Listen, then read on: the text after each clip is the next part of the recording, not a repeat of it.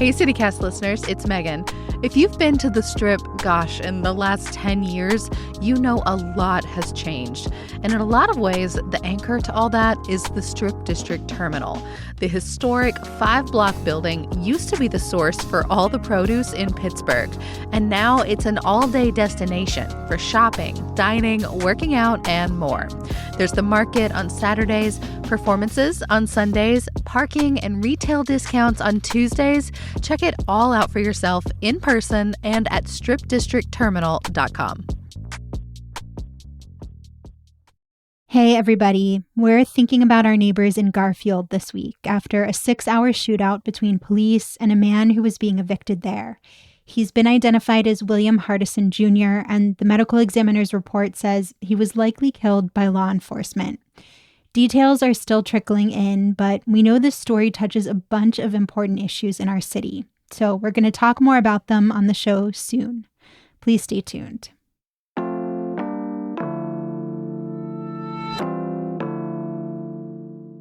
Today on CityCast Pittsburgh, a new study finds Pennsylvanians eat dinner surprisingly early. So we asked Yinz what you think. Big layoffs have put the spotlight on a certain local outdoor company, and why officials at one local school district say they're planning to go back to high school.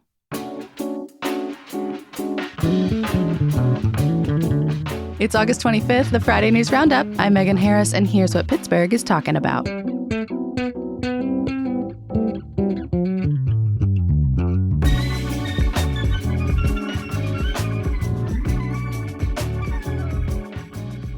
I'm with CityCast Francesca DeBecco. Good morning. Hey, happy Friday. Happy Friday. And Mallory Falk. Hey. Good morning. Y'all, I am so cold. I know it's going to get warmer later today, but after a few days of rain and gray, and now the pumpkin spice stuff is back, I feel like I need to get my sweaters out. It's all I'm saying. Not going to lie, I had my first autumn spice latte, and it was a dream. I'm a firm believer in not jumping on pumpkin spice the second it's back because, the limited time only quality is what makes it special. But the limited time only quality starts now, unfortunately, because peppermint and chocolate and like all of that stuff is back by like mid-October. That's fair. May or may not hoard a little bit of pumpkin beer now just so I can use it in October. Trying to actually find a pumpkin beer on like Halloween Eve in the grocery store is a fool's errand. Yeah.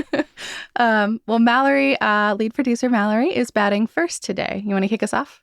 Yeah, so it's back to school season.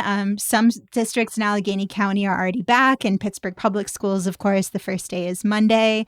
There are a lot of pretty dire stories about the state of public education across our country right now. Just wait, we've got one coming. I was going to say we're going to talk about that next week. So I thought I would bring something like a little more uplifting to the table. Thank you. We love that.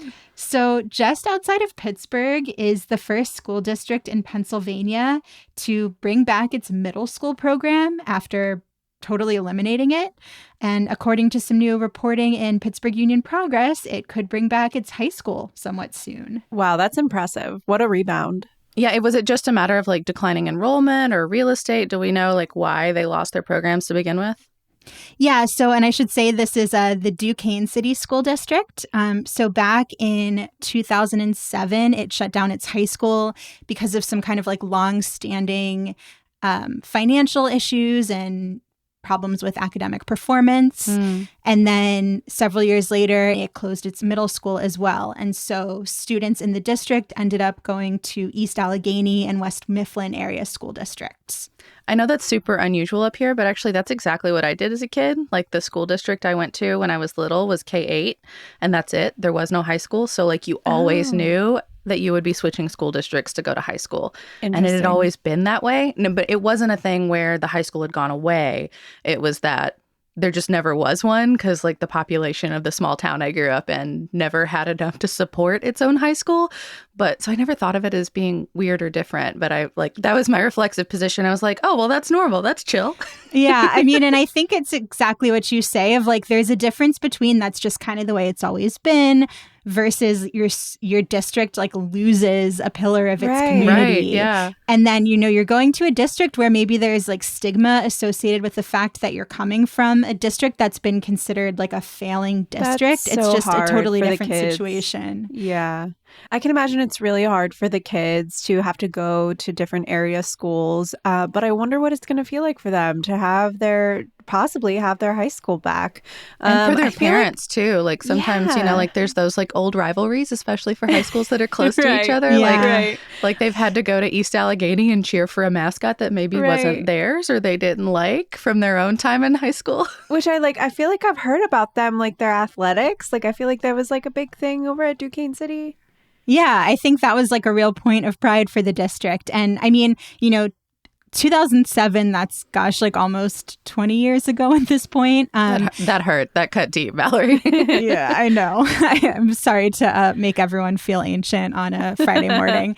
But, the whole thing that sort of set this trajectory to bring back the middle school and now maybe the high school was a new superintendent coming in 2018, Sue Mariani. And she said, when she started, she met with all these different community members and groups. And there was really kind of this mandate to restore Duquesne City to being a K-12 district. So clearly this was still something that was really important to families, even years after losing these programs.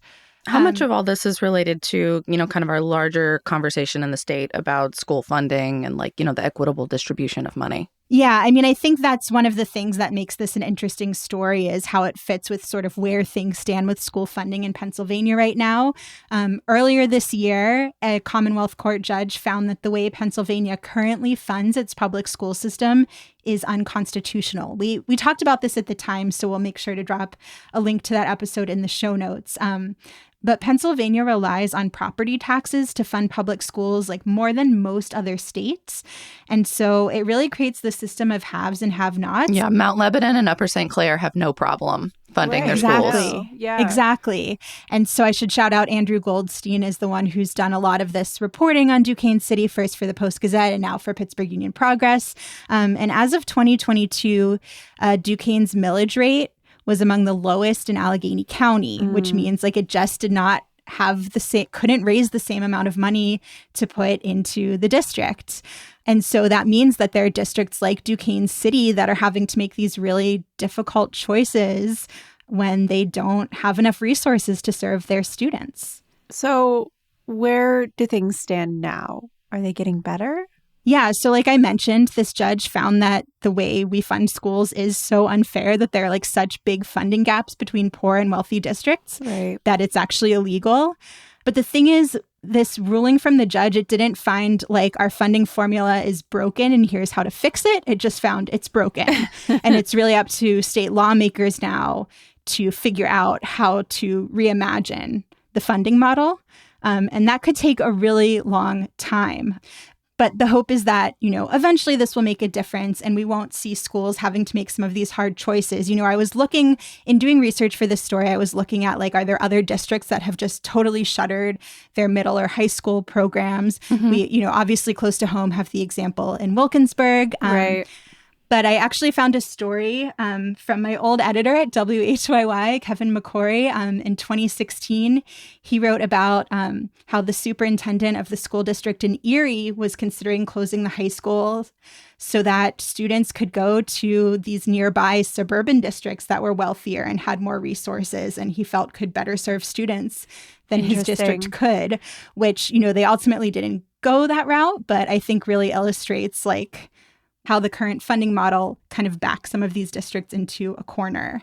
This also makes me think about those school districts, the area school districts that got the kids from Duquesne City, how they're going to feel about this extra money being taken away from them, right? Because of the population of the students. Yeah, I mean, that's a big question is these districts stand to lose funding if this high school comes back. But it's all about what's best for the kids. That's what we need to think about. I mean, that's very nice of you to say. I don't know that anybody following the bottom line feels exactly like that, but I love the sentiment. So something that I think is interesting about Duquesne City in the meantime, while everyone's kind of waiting for this new funding formula, is whether or not it might become a model for other districts that are having to make some of these hard decisions. I found this interesting public source story about Stowe Rocks. I saw that one. It was really good. Yeah, it's a great story about kind of this 5-year plan they have to try to, keep their district afloat. I guess they got some attention a few years ago for actually running out of paper and needing community donations to restock their paper, which if there's ever an example of just kind of like the system lack of of have resources. and have-nots in Pennsylvania schools, I think that's a really strong one. I went to a football game there once, and they had like this big thing of like rah rah, like let's show some pride in our Stowe Rocks team, like, and then right as like the crowd was cheering, the scoreboard went out. Like just blacked. And I was like, oh, wow. I was like, oh, this is so sad. And they couldn't get it back online. They just kept yelling out the score. It was kind of nice in a like hometowny way, but also like they should have a scoreboard that functions. Right. I think that reminds me of the student I talked to during when I was covering the school funding lawsuit, who was like, everyone loves to cheer for the underdogs, and we've had a lot of people cheering for us. And we find a way to get through, but also like no one should be an underdog when it comes to public education. 100%. So the story with Stowe Rocks, I mean, a lot of kids there ended up going to charter schools. I know the Propel system is around that area. Right. And so that's actually one of the things when they were talking about this like survival plan, they pointed to Duquesne City as a district that had been able to like recruit students back from the charter schools they'd left for. Interesting. As a way to, get some of that funding back. So it just made me curious of like, will Duquesne City actually be able to bring its high school back? Will it continue to show academic growth? That's part of why it was able to bring its 7th grade back a couple years ago and then its 8th grade back last school year, was because of the academic progress that it had made. And so if it's going to be years before we see more funding in some of these schools as a result of this lawsuit and this court ruling, then I'll be curious what Duquesne City might be able to teach other districts. Yeah, and in the meantime, I know Duquesne City and a bunch of other districts around the state are kind of in limbo right now, waiting for some state funds. I covered this in the Hey Pittsburgh newsletter, but Mallory, can you tell us more about the Level Up program and what's happening with that? Yeah. So, I mentioned that Pennsylvania has these huge funding gaps between districts, but, the state has taken some steps to try to alleviate this. I mean, the Commonwealth Court determined not enough, but one initiative is this thing called Level Up that provides extra funding to 100 of the state's poorest districts. That includes Duquesne City and Stowe Rocks and actually 10 districts in Allegheny County.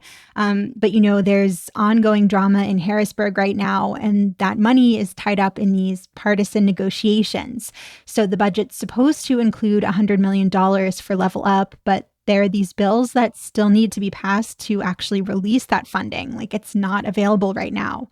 So it's exactly like you said, Francesca, these school districts are in limbo. They're starting back up, but they're still waiting on that money. I actually really hate this. The state of Pennsylvania likes to pretend like grant programs are the way to solve public education. And it's so frustrating. We've been doing this for decades. It does not work. It's so inequitable. And if you're not familiar with how money moves for kids, you're not alone, because it's not straightforward here and it's so frustrating. In a lot of other states, there's a per pupil spending amount, and that's how like you can judge it by enrollment. So if you have more kids, then you get more money. And if you have fewer kids, you get less money. But not here in PA. It's so much messier, and it doesn't have to be. And it should not be we shouldn't be looking to a grant program to solve it. Like, Level Up is fine, I guess, but it is the bare minimum of what this state should be doing for our kids. Yeah, and I guess deadlines are important here. The state Senate, has its budget to finish. It's actually getting back to work earlier than previously scheduled, August 30th instead of September 18th. So, all right, get back to work. Because they didn't do their job, so they have to come back early. You don't get any credit for coming back early when you didn't finish your job before. This is my soapbox. We got business to finish. Don't leave until you get it done. Get those kids funding for paper. Yeah.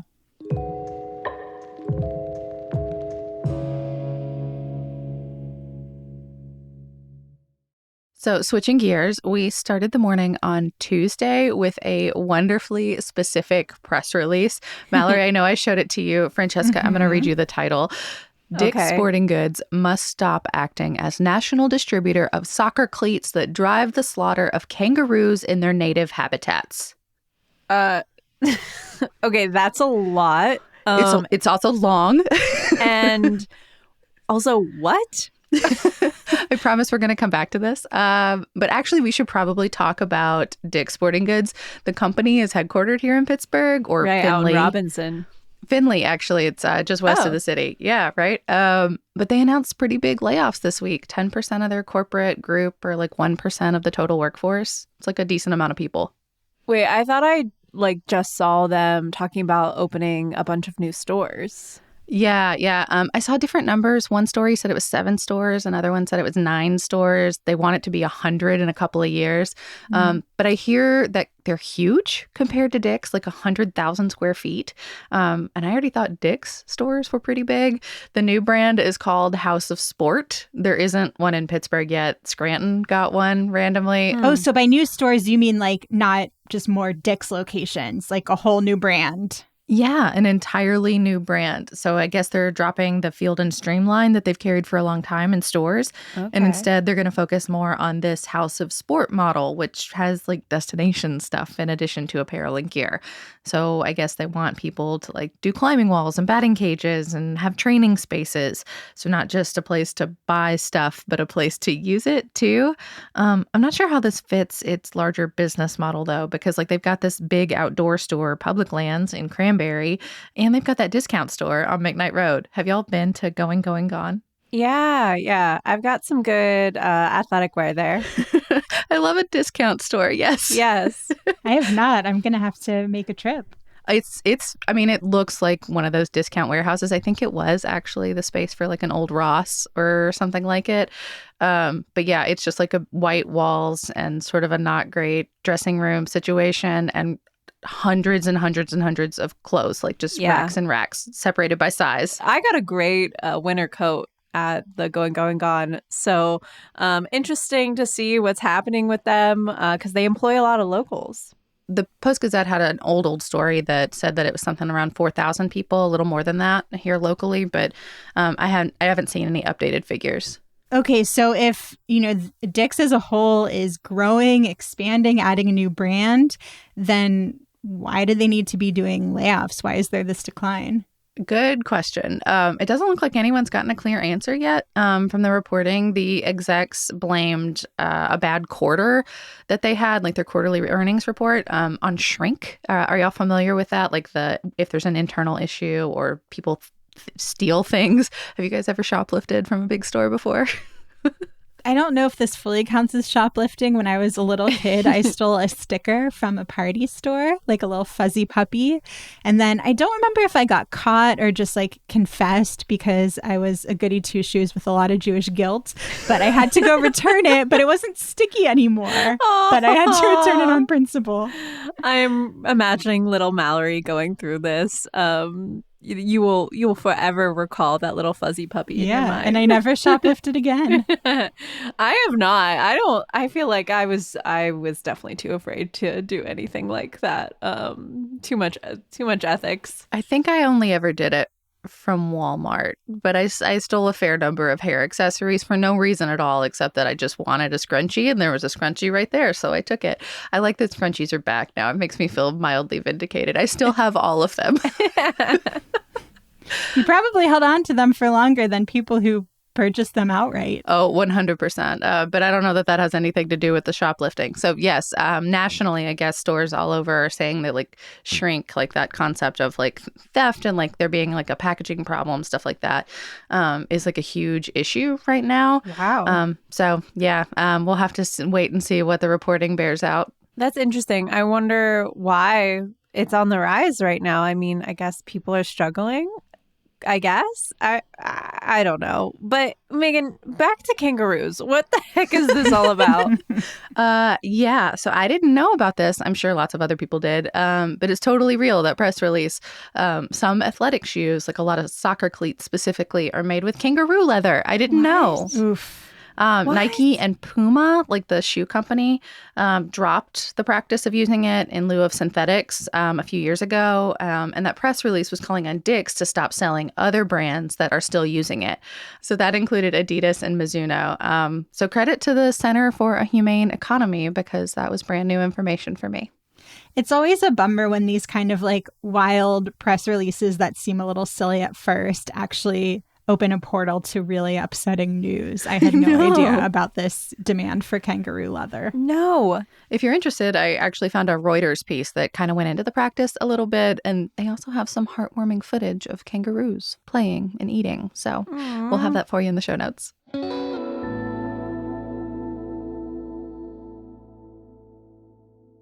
So last on the docket, we got a fun study the other day, too. I love that this is coming from our inbox a lot.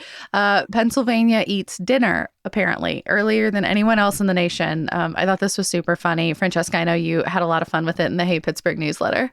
Yeah, there was this new analysis. The Philadelphia Inquirer reported on it. Pennsylvanians eat dinner at the average time of 5:37 p.m. Very specific.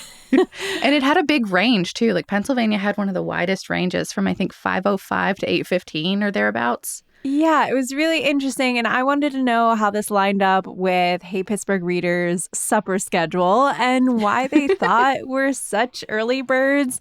I'll give you the breakdown. So I had 59 people respond. First of all, thank you all who responded. This is so fun. I'm so excited when you engage with me. I'm definitely going to be sending out more surveys like this. So let me break it down. Here's what you all had to say. About 9% of you eat between 4:30 and 5:30, 36% 5:30 and 6:30, 24% between 6:30 and 7:30, and 31% between 7:30 and 8:30. So it's really kind of across the board, like Pennsylvania. But there is It seems like the largest ones, though, are like 5:30 to 6:30 and then 7:30 to 8:30. So you're either in that like happy hour, sort of like right after work, or you're very late, probably childless, maybe hanging out with your pets. Yeah, for sure. And I think that there are a couple of reasons why people think that we eat early or fall within these trends. I'd like to know, first of all, when do you guys typically eat dinner, and why do you think? I mean, my best guess was going to be just because Pennsylvania has an older population than most states. So right. The elderly set that's into their early bird specials. I don't have like a set dinner time. I think it really depends dramatically on how my day is going. Like if I'm working late, it might be closer to like 7 or 8. If I haven't had a lunch break, maybe I'm eating my dinner over the sink, shoving food into my mouth at 5. So Valerie's a gremlin. Yeah, sometimes I'm in gremlin mode and sometimes I'm in like civilized fine dining mode. It all just depends. Mallory, I think that's interesting because you said if you're working late, you'd eat between 7:30 and 8:30, but in a lot of places, that's their normal, their average. So like, I think it still even resonates with us. But Megan, how about you? So totally, I think I'm on two different spectrums. If everything has gone well and to plan because I have a small child, I'm probably most often in the 5:30 to 6:30 category. However, if anything goes awry, I feed him and then I don't actually eat till like 9. So I'm not even on this chart. Good point. Maybe I should have put another range in there. Hey Pittsburgh readers had some really interesting things to say.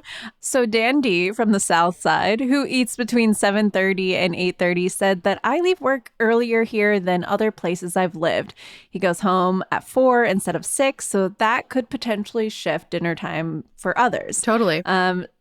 So there was also Ginny from Crafton. She eats between 5:30 and 6:30, and she said many work shifts in the steel mills, hospitals, schools, and more are ending at 3 p.m. And then Laura from Butler County, she kind of double tapped all of this and said that it's within working class traditions. You get home and you're hungry. And she said, I think a lot of people skip lunch too. So that's interesting. Mm-hmm. Yeah. So Francesca, you didn't actually share yours. When do you eat dinner? I'm kind of the same as you guys. Like, it just depends whenever, it depends day by day. But I like to stay within the 6:30 to 7:30 range. That's probably ideal. And Eric also eats between 6:30 and 7:30. He's in Stanton Heights. And he says the weather, maybe Pennsylvania has a lot of gray days. Mix that with early sunsets for a good portion of the year. And people might be feeling like staying in and eating earlier. I thought that was an interesting kind of evaluation. A nice 5 p.m. bowl of soup on a gray day. Exactly. I also wonder if just not having a lot of if you don't like to cook and you like to eat out, you just don't have a ton of options if you wait very long. After 8 p.m. kitchens start to close, and by 10 you're just SOL. Yeah, and that's what Michelle had to say. She eats between 6:30 and 7:30 in the West End. She said, I think the general age range is higher here, but I think restaurants also influence dinner time too. Restaurants close at 9. I have to eat sooner in order to get seated. So I think they influence each other. I think that's so true. Yeah. But one of my favorite ones was Gloria in North Oakland. She eats between 5:30 and 6:30, and she says, gotta get hungry again for a midnight snack. That's so true. I appreciate fellow night owls. Yes, I'm into that. Yeah. That's what the late night bowl of Captain Crunch is for. Exactly. I love a snack. And then there was Linda. She's in Spring Hill. She eats between 5:30 and 6:30. She's similar to Gloria here. She said, we want time to digest our food before an early bedtime. So it was really fun to hear people's responses. I don't think there is any one answer, but it's really interesting to think about our eating habits here and how they're influenced by work, industry, possibly the weather, and also the restaurants, where we have access to at what time. We'll put some more polls in our Hey Pittsburgh newsletter. You can look out for those. They're super fast to fill out. I think it literally took me 30 seconds, but it's fun to see how people live. Yeah, we had so much fun.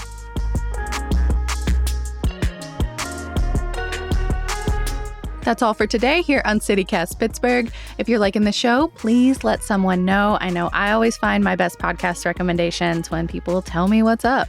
Our music is by Benji. Producers this week include Mallory Falk, Sophia Lowe, and Maria Carter. Francesca DeBecco writes our newsletter, and we got editing help this week from Brian Vance. I'm your host, Megan Harris. We will be back on Monday with more news from around the city. Have a great weekend, everyone.